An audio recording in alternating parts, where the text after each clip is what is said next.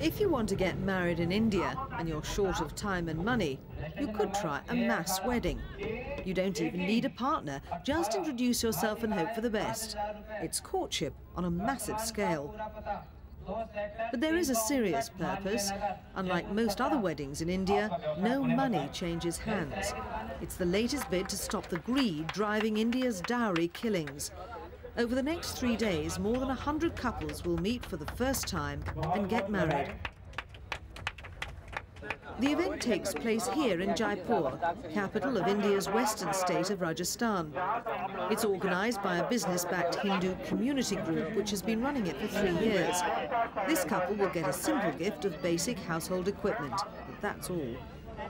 India's unprecedented economic boom and increasing consumerism has led to a huge increase in dowry-related violence. Last year alone, over 6,000 brides were murdered or driven to suicide in feuds over dowry wealth. There have been horrifying abuses. If a bride's new family haven't been able to get the dowry they wanted, they have burned her alive with kerosene. Now our daughters can feel safe and hope for a happy marriage.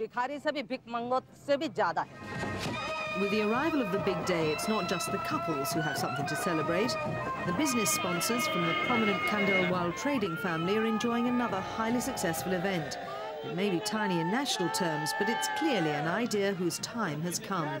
Dowry is a great evil which is hurting the society like anything, and we have tried to remove it, and we are successful for the last so many years. For the last 3 years, we have celebrated about 400 community marriages, which are very successful, and hardly 2, which is less than 0.5%, had been failure in the last 3 years period. Even wholesale weddings need the refinements of the special occasion. Everything, right down to the wedding dresses and the commemorative video, is provided free. Each couple has a priest and a team of helpers to make sure the rituals are carried out correctly.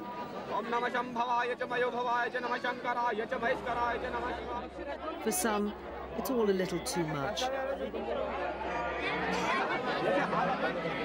Hands decorated with henna symbolically clasp a wrapped mixture of spices and nuts representing wealth and fertility. The ceremony is completed by a procession around the fire. For the brides, it's a moment their mothers might well have dreaded.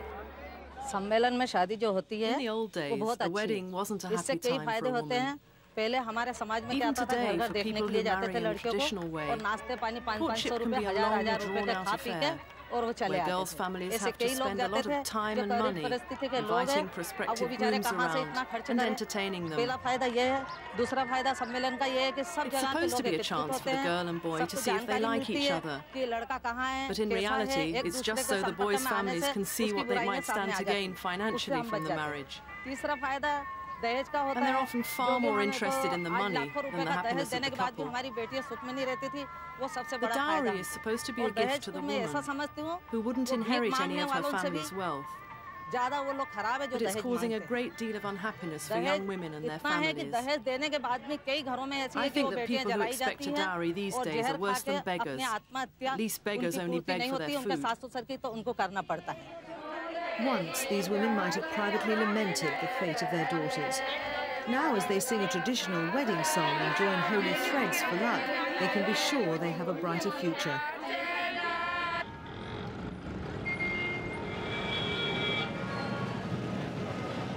Day 3 of the event, and for the last procession of grooms, the waiting is finally over.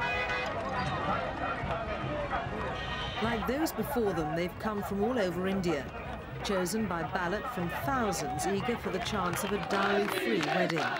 That alone is something worth cheering about. But beneath the trappings of tradition, there are very practical considerations at work. There can be no doubt that these are thoroughly modern marriages. The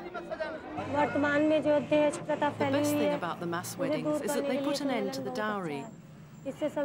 But it also has another benefit, because it saves a lot of time in finding a partner, which can often take months. It's also good for the middle classes. It saves a great deal of money for the families concerned.